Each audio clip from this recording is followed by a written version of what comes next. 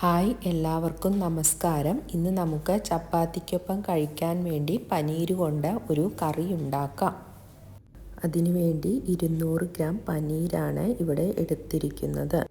ഇനി പനീർ ഇതേപോലെ ചെറിയ പീസായി ഉടച്ചെടുത്ത് നമുക്ക് മാറ്റി വയ്ക്കാം.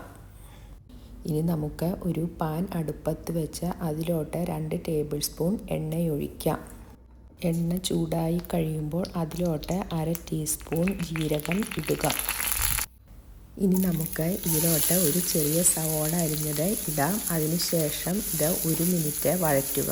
ഇനി നമുക്ക് ഇതിലോട്ട് 3 അല്ലി വെളുത്തുള്ളി ചതച്ചത്, ഒരു ചെറിയ കഷ്ണം ഇഞ്ചി അരിഞ്ഞത്, ഒരു പച്ചമുളക് അരിഞ്ഞത് എന്നിവയിട്ട് പച്ചമണം മാറുന്നത് വരെ വഴറ്റാം.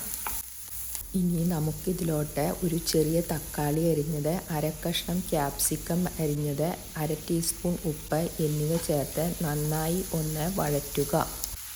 ഇത് നന്നായി വഴന്നു വന്നിട്ടുണ്ട്. ഇനി നമുക്ക് ഇതിലോട്ട് 1/2 ടീസ്പൂൺ മഞ്ഞൾപ്പൊടി, 1/2 ടീസ്പൂൺ മുളക് പൊടി, 1/2 ടീസ്പൂൺ ഗരം മസാല എന്നിവയിട്ട് നന്നായി പച്ചമണം മാറുന്നത് വരെ വഴറ്റാം. ഇനി നമുക്ക് ഇതിലോട്ട് നേരത്തെ പൊടിച്ചു വെച്ച പനീർ കഷ്ണം ആഡ് ചെയ്യാം. അതിനുശേഷം ആവശ്യത്തിന് ഉപ്പും ചേർത്ത് നന്നായി ഒന്ന് ഇളക്കിയതിനു ശേഷം ഒരു പാത്രം വെച്ച് അടച്ച് 5 മിനിറ്റ് ചെറുതീയിൽ ഇത് വേവിച്ചെടുക്കാം. ഇനി നമുക്കിത് തുറന്നു നോക്കാം. ഇത് ഏകദേശം റെഡിയായിട്ടുണ്ട്. ഇനി നമുക്കിതിലോട്ട് 1/2 ടീസ്പൂൺ കസൂരി മേത്തി ഇടാം. അതിനുശേഷം 1 മിനിറ്റ് നന്നായി ഒന്ന് ഇളക്കുക.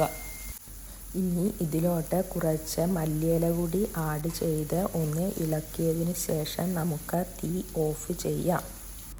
അങ്ങനെ നമ്മുടെ പനീർ ബുർജി റെഡിയായിട്ടുണ്ട്. എല്ലാവരും ഇത് ട്രൈ ചെയ്ത് നോക്കിയിട്ട് കമൻറ്റ്സ് അറിയിക്കുമല്ലോ. താങ്ക്